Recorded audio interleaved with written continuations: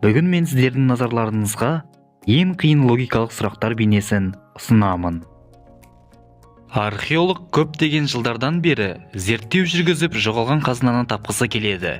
Бір күні оның арманы орындалып, жоғалған қазынаны тауып алады. Бірақ ішке кіргенде есік жабылып қалады. Археолог бөлменің ішін аралап жүріп, бір қағазды тауып алады. Ол қағазда: сен бұл жерден 10 минуттың ішінде шықпасаң, бұл жердің барлығы құмға толатын болады. Бұл жерден шығу үшін жай ғана есікті ашу керек, бірақ оған кілт керек. Мен кілтті бір жерге жасырып қойдым.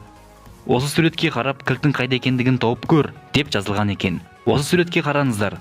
Қалай ойлайсыздар, кілт қай жерде жасырылған?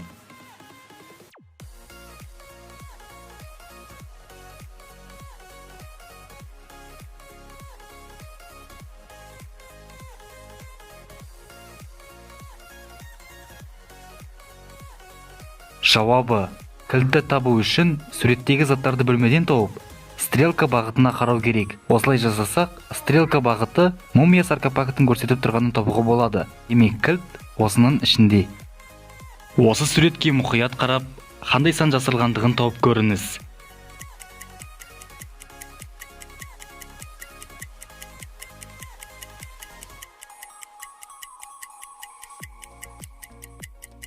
Егер дұрыстап қарасаңыз, 14792 деген санды көруге болады.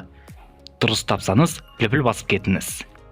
Алпамыс балыққа барамын деп, қайтар кезде орман ішінде адасып қалады. Кеш болып кеткеннен кейін, бір қорқынышты үйдің ішіне кіріп, көмек сұрамақ болады. Бірақ ол ішке кірген кезде есік терезелер құлтанып қалады. Бір белгісіз адамның дауысы шығып: сен бұл үйден тек осы үш есік арқылы ғана шыға аласың. Бірақ олардың үшеуі де қауіпті.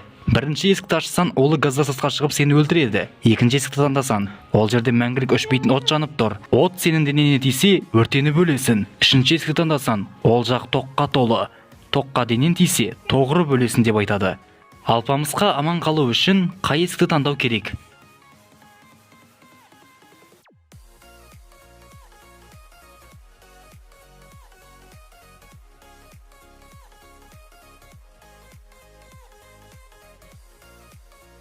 Жауабы: ол балықтан қайтып бара жатыр, және оның аяғында резинадан жасалған аяқ киім бар. Өздеріңіз білетіндей, резина тоқ өткізбейді. Сондықтан да Алпамыс аяқ киімін қолына киіп, тоқтарды жан-жаққа ысырып, өзіне жол ашу керек. Осылайша Алпамыс қорқынышты үйден аман шыға алады. Сот залында Диасты өз әйелін өлтірді деп айыптап жатыр. Бірақ Диас өз әйелін өлтірмегендігін, ол жай ғана жоғалып кеткендігін айтады. Басы қатқан сот мырзаның басына бір ой келеді. Ол барлығына Диастың әйелі тірі екен, және ол 30 секундтан соң ішке кіреді дейді. 30 секунд өткен соң барлығы есік жаққа қарайды, бірақ Диастың әйелі көрінбейді. Бұдан кейін сот мырза Диасты 15 жылға түрмеге қамау керек дейді. Қалай ойлайсыздар? Сот мырза Диастың әйелін өлтіргендігін қалай біліп қойды?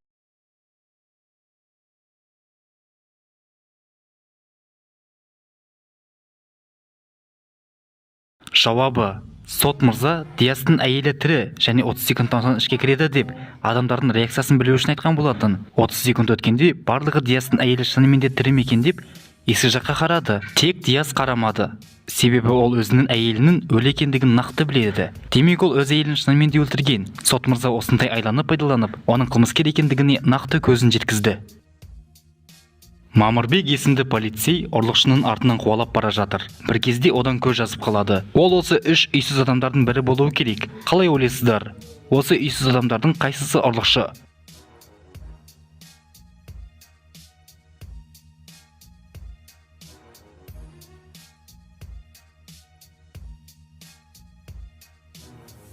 Жауабы: бірінші тұрған адамның қолына қараңыздаршы. Оның қолында қымбат сағат тұр. Демек, осы адам өзін үйсіз адам қылып көрсеткісі келген ұрлықшы. Осы суретке мұқият қараңыздар. Қалай ойлайсыздар? Қай адам ақымақ?